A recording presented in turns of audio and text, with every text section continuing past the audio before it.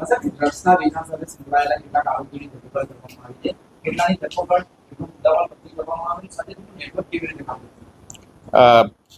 Model code of કન્ડક્ટની કડક ઇમ્પ્લિમેન્ટેશનના ભાગરૂપે Sanand police સ્ટેશનની જે ટીમ છે પેટ્રોલિંગમાં હતી તે વખતે એમને એક ખાનગી રીતે બાતમી મળી હતી કે એક માણસ ધવલ દરજી નામનો માણસ છે એક ડ્રગ્સનું વેચાણ કરે છે ઓર આ આધારે ત્યાં પંચોને લઈ જઈને ત્યાં પંચનામો કર્યો હતો અને ઝડપીના દોરાન એને પાસેથી લગભગ 21 ગ્રામ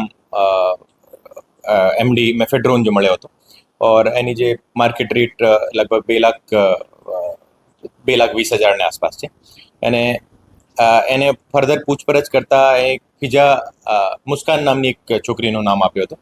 એ મુસ્કાનને એ સ્પામે મળ્યા હતા ઓર આ મુસ્કાન એમને 2-3 વખત જે આ ડ્રગ્સની સપ્લાય કરી હતી ઓર આ જે સપ્લાય કરવા આવી હતી તે વખતે એની સાથે 2 લોકો ઓર હતા. એકનું નામ વિકી ઠાકોર અને બીજો જે પટેલ છે. વિકી ઠાકોર જે છે આ મુસ્કાનનો બોયફ્રેન્ડ છે અને મુસ્કાનનો અસલી નામ ફિઝા પઠાણ છે ઓર આ મૂળ ઉદયપુરની રહેવાસી છે. અહીંયા નામ ચેન્જ કરીને અહીંયા રહેતી હતી અને જુદા જુદા સ્પામાં કામ કરતી હતી ઓર એને સાથે સાથે ડ્રગ્સનો પણ ધંધો કરતી હતી ઓર એ ત્રણો પેડલર જે છે એ ત્રણો પેડલર રાજસ્થાન અને મુંબઈથી એને જો ડ્રગ સપ્લાય થતો હતો.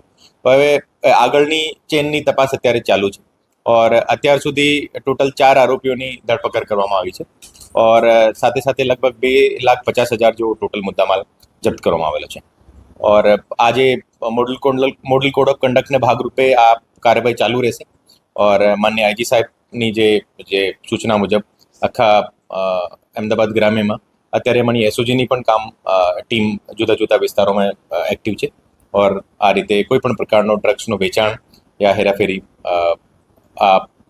થાય નહીં એના માટે અમારી બધી ટીમો કડક પગલાં લેશે.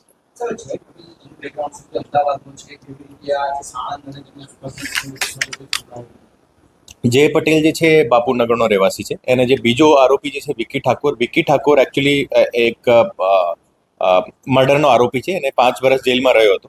એના ઉપર 2 ગુના દાખલ છે કે એક પ્રોહિબિશનનો છે અને એક મર્ડરનો ઓફેન્સ છે. એ 5 વર્ષ જેલમાં રહીને બેલ ઉપર છૂટીને આવ્યો હતો.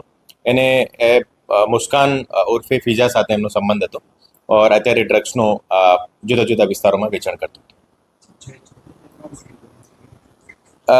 જે પણ નાનો મોટો આ દુકાન ઉપર ને બધો ધંધો જ કરતો હતો અને એમાંથી એનું મુખ્ય કામ જ આ ડ્રગ પેડલિંગનો છે ઓર અત્યારે કેટલી વખત જે ડ્રગનો વેચાણ કર્યું છે ક્યાંથી લાવેલો છે આ તમામ પ્રકારની જે આગળની તપાસ ચાલુ છે.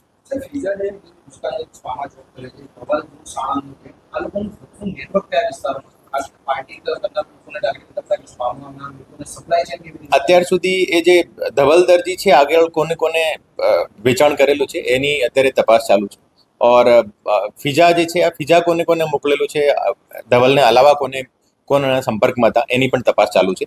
એ બંને સંપર્કમાં આવ્યા હતા જ્યારે ધવલ સ્પામાં ગયો હતો ત્યારે આ છોકરી એમને મળી હતી. અને ધવલ પોતે ડ્રગ એડિક્ટ છે અને ફિઝા પણ પોતે ડ્રગ એડિક્ટ છે. એને 4 લોકો ડ્રગ એડિક્ટ પણ છે.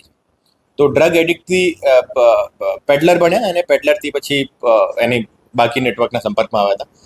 આખો નેટવર્કની અત્યારે તપાસ ચાલુ છે અને કઈ વિસ્તારથી અને એનો મોટો જથ્થો કઈ જગ્યાથી આવતો હતો એની પણ અત્યારે તપાસ ચાલુ છે. Thank you.